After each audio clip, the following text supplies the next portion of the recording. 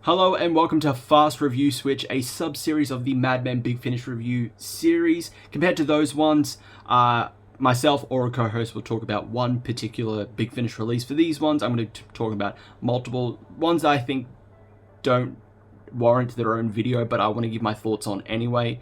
There's only so many times I can make the same video saying, I liked it, yay.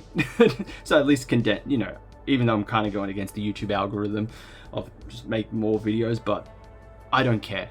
I work full time. I don't have time to do multiple videos unless I'm like on a break. I'm sorry, YouTube, okay? But I'm not here to make money from this. But yes, so welcome to Fast Review Switch. I'm going to be talking about 3 releases in particular. One celebrating the Christmas season, the other is the end of the beginning, and the last is revenge. It is definitely best served cold.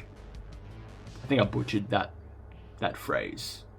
Anyway, beginning with our first release, we have the 8th Doctor Adventures in the Bleak Midwinter. This is comprised of 3 stories: 24 Doors in December by John Dorney, The Empty Man by Tim Foley, and Winter of the Demon by Roy Gill. It's continuing our adventures of the 8th Doctor with his 2 companions, the recent addition Lady Audacity Montague, and the return of Charlie. Not really a return, this is set during that first story arc in the monthly adventures range. So I thought this box set was fine. I think it was an okay box. It's just a box set with a Christmas theme. There's nothing much to it. I thought all the stories were okay. As much as I love Charlie's one of my favorite Big Finish companions. I love India Fisher as Charlotte Pollard. I feel like she didn't need to return.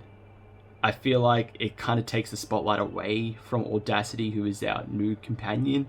You could have used a bit more to flesh out her and her dynamic with the Doctor. Like we get a really good bit of that in the first box set, but a bit more with it with just those two, because now she's now sharing the spotlight with a arguably more popular companion.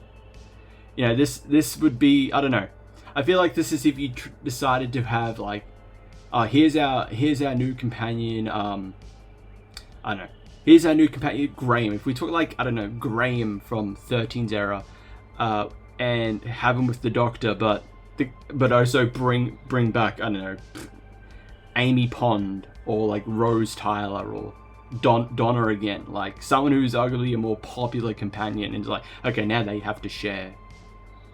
essentially have to share the spotlight together as companions.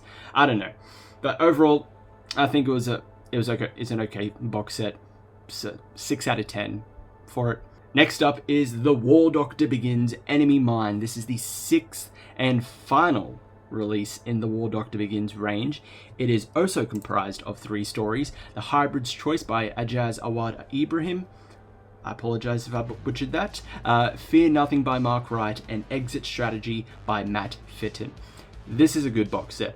I really enjoyed it. I think in particular I really enjoyed the first 2 stories, Hybrid's Choice and Fear Nothing. Or if I had to choose between the 2, definitely Hybrid's Choice. I think the first story is a very strong start, and it's really good. It's a really good story. Has one of my favorite scenes ever, which is Daleks giving Case cake. Never thought I'd hear that in my life.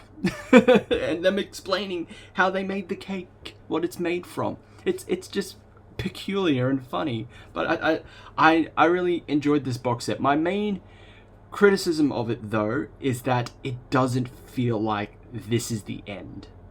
Like, we know it's not the end because then there's technically the War Doctor series, which was released before it, but this is the prequel series.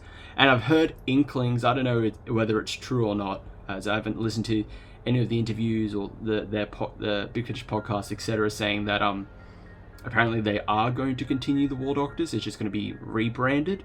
So if that's the case, probably that's why this doesn't feel like the end, because it's still continuing as a different series. But if that's not true and this is the end, it doesn't feel like this is like wrapping it up to like lead into the War Doctor or like any other expanded material stuff with the War Doctor character. Like, I don't know, it just feels off. It just feels really off for me. So overall, I'd say probably 7 out of 10. I really like this. It's a good box set. Now we come to our last release. Rani Takes on the World, The Revenge of Wormwood. This is comprised of 3 stories as well. Time Schisms by Elizabeth Miles, The Star-Crossed Diversion by Alison Winter, and The Ghost of Bannerman Road by Jonathan Morris. So this is the second box set in the Rani Takes on the World series. I was very impressed with the first box set. It was a breath of fresh air for Big Finish, at least for me. That's how I felt with that box set. And for me to not be like a big Sarah Jane Adventures fan, like I still have yet to finish I only finished the first series. I still got the others to finish. But even for someone like me who isn't that like big or avid as a fan of the Sarah Jane Adventures, like I didn't feel lost with it, and I just really enjoyed that box set. So I was definitely interested in the second one, especially when they pushed back the release to January and then pushed it back to its original release date. So now we got it a bit earlier than they changed it to. I don't know why, but I'm not complaining. More good stories for me to listen to, and this was good. I really enjoyed this. I don't think it's as strong as the first one. Like I said, that first one just had that. It just felt so refreshing and different compared to just like anything else that I was listening to at the time. This one, it just didn't feel, it didn't have that same oomph to it, but I still think it's a good story and a good box set, I should say. If I had to say standout story for this one, I really liked the first story. I liked Time Schisms, but I think all of them are really good stories. And we also had the return of Luke Smith in this, portrayed by Tommy Knight. He's great in it, and of course we have our villain. Her name is in the title, Mrs. Wormwood. You know, Samantha Bond back as Mrs. Wormwood, and she's fantastic. She's great in it. Now, definitely, as I said with I believe I said with the first box set, fans of the Sarah Jane Adventures will love that. Again, fans of the Sarah Jane Adventures will love this one as well. Revenge of Wormwood, I would have to give a 8 out of 10. It's really good. It's a really good. Of these three releases, I think it was the best one. And that's it for Fast Review Switch. Thank you everyone for watching. If you've listened to these releases, let me know your thoughts in the comments below. Remember to like, subscribe, hit the notification bell, tune into our weekly live streams, and I will see you all in the next one. Ciao.